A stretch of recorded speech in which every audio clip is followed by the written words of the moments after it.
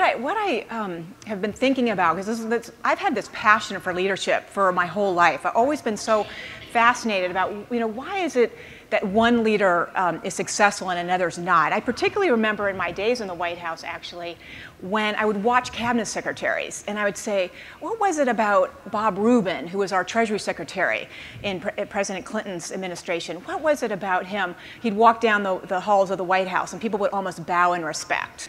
And another cabinet secretary wouldn't have nearly the same reaction or respect or even effectiveness. So I've always had this passion.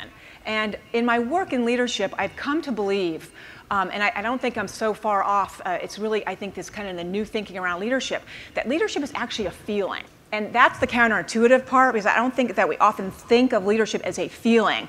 But what I'm saying in my work and in my book is that when we feel valued, when we feel supported, when we feel acknowledged, when we feel understood and heard, we're willing to do our best work.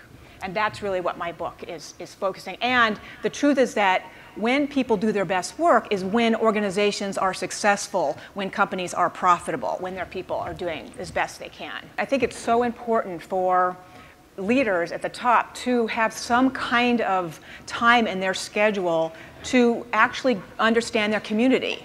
We were talking in the session before this that often we're so busy, we think we don't have time for getting to know our community. So I would say to any organization, leaders, because no leader, as I was saying earlier, no leader can have all the answers, right? I think that's one of my beliefs about leadership is that in the old thinking about leadership, that leaders actually, there was this mentality that I'm the leader, so I have all the answers.